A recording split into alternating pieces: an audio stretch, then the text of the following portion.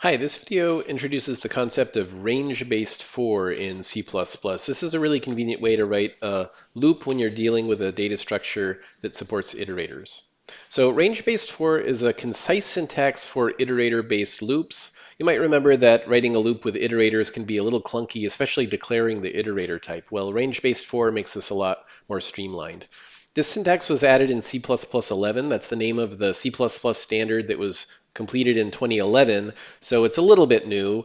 As of this recording in 2011, it's 10 years old, so that's not super new, but it's newish and not all sources know about it. It's a high level way of writing the concept of for each element do something. So that's a really natural way of describing a loop. You know, for each element in this list, I want you to do something to it. That's kind of the idea of range-based for. Here's the syntax for it as a pattern. So if C is a container object that's iterable, a little star there, I'll say what I mean by that in a second, but if C is the right kind of container object, such as an array or vector or string, then here's the general pattern for a range-based for loop. You say for, open parentheses, element type, element identifier, colon, C. C is the container object, and then you have open bracket and the body of the loop and close bracket. So this part here is very similar to declaring a variable. And that's equivalent to writing out for and then an iterator type I starts at the beginning of container C as long as I is not equal to the end of container C, I++, declare element identifier of the right type equals star I, dereference I to get the value inside that iterator, and then execute the body after doing that. So this is a little bit wordy to say what it is. We'll see that in practice it's pretty convenient. It lets you write a for loop pretty quickly. And what the asterisk here is what does iterable mean? It means that iterable, it means that the container type supports begin and end and has an iterator type that's appropriate to be an iterator. All of the standard library containers are iterable. Okay, so here's two different ways of writing the same loop.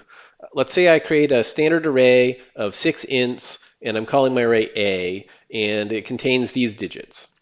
Okay, so I want to add them up. This is a common operation. Here's one way of writing that loop using iterators. I'm going to say sum equals 0, and then for this long declaration of an iterator type, I starts at a.begin. As long as I is not equal to a.end, I++, sum plus equals star I. So this is a pretty straightforward iterator-based loop. I'm starting at the beginning location. As long as I haven't gone past the end, we add star I to sum. Star I is dereference I. That means look at the location that I represents and find the int element that's there. And then I++ moves us to the next location, which could be past the end after we visit the for. So not too bad, but here's how that looks as a range-based for. It's drastically shorter and easier to write, and I think clearer too. So sum equals 0, and then for int x colon a, sum plus equals x. So that gets across this idea of for each x that's in a, add x to sum. Very short. I think that's very readable and convenient to type. Let's just see how that pattern is being followed. So what I wrote was for element type, element identifier colon C. So element type is int. The data type of one element of this array is int. The element identifier is an identifier I'm choosing. I'm going to call each individual element x. Colon is just a placeholder that has to be there.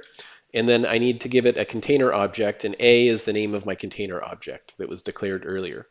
And what that does is go through each element of the container and inside the body of the loop declare x to be the current element. So x is assigned 6, and then we do sum plus equals x. X is assigned 5, sum plus equals 5.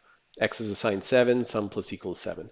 So the same variable name is used over and over again to represent each individual element of the array. Okay, so those are range-based for and two different ways of writing the same for loop. I recommend anytime you can to use the range-based for. It's just shorter, clearer, less error prone. You know, up here with the iterator, there's a chance of getting this wrong somehow, making a typo with range-based for. You just don't have those risks.